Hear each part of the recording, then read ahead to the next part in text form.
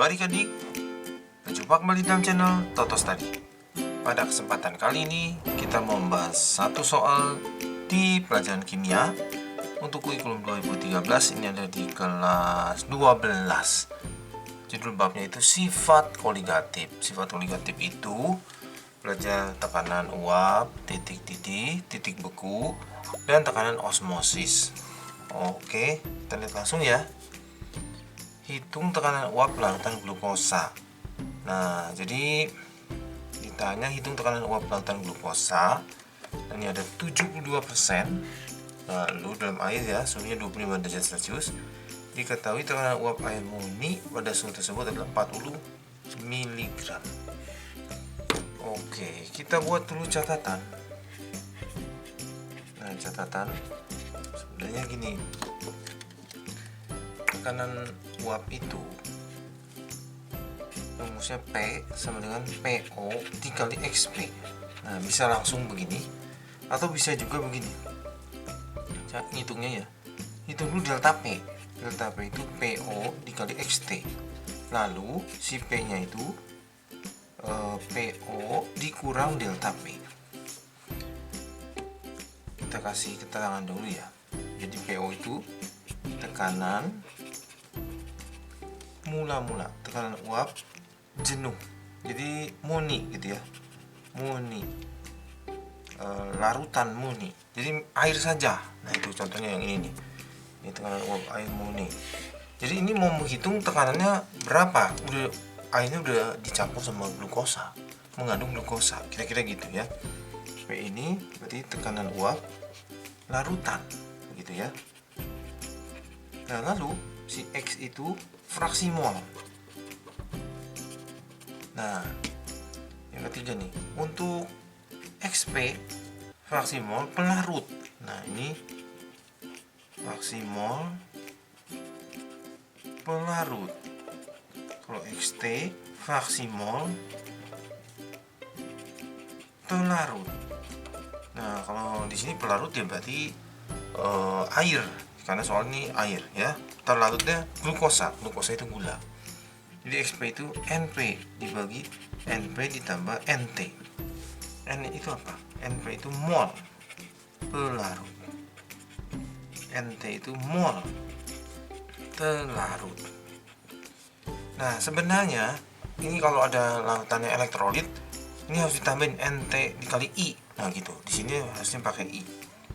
Itu harus pakai I. I itu 1 tambah N min 1 kali alfa. Ini faktor Van Hoff. Kalau dia elektrolit ya, ini koefisien alfanya derajat ionisasi. Derajat ionisasi.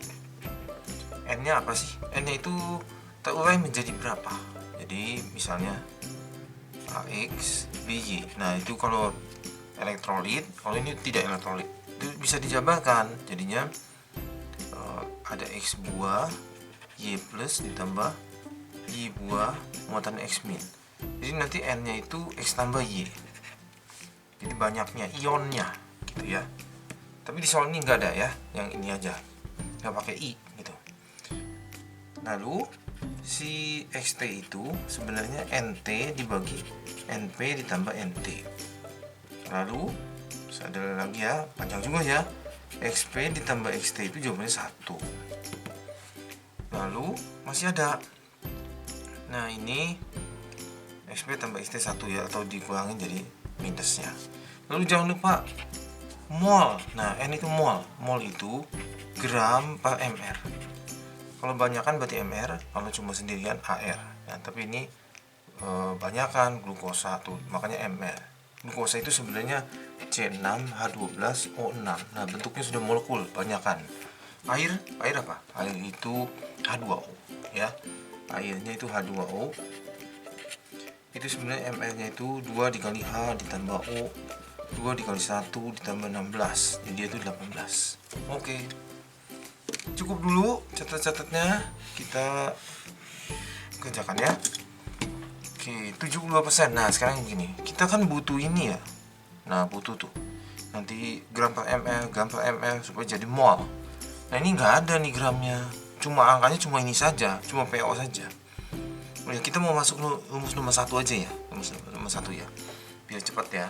Nah jadi gini, 72% itu berarti kita misal larutannya itu 100 gram itu. Nah artinya apa? Berarti artinya itu glukosanya itu 72% nggak 100 gram, berarti 72 gram. Nah sebenarnya misalnya berapa saja boleh, nanti jawaban akhirnya sama karena hitungannya nanti tetap benar ya, hitungan perbandingannya nanti benar, di jawabannya sama. Akhirnya berarti 100 kurang 72, 28 gram. Nah, boleh juga 28% kali 100 gram sama. 28 nya dari apa sih? 100 dikurangi 72, 28%. Beres? Nah sekarang kita mau hitung ini ya. Yang pertama gini dulu, yang kedua itu molnya. Mol terlarut berarti gramnya dibagi ml, tapi yang glukosa, ini glukosa, gramnya berapa? 72 ml nya. Nah dikasih tahu tuh 180. Nah ini kalau dibagi 9, oh bisa dibagi 36. Bagi 36 itu 2, bagi 36 itu 5.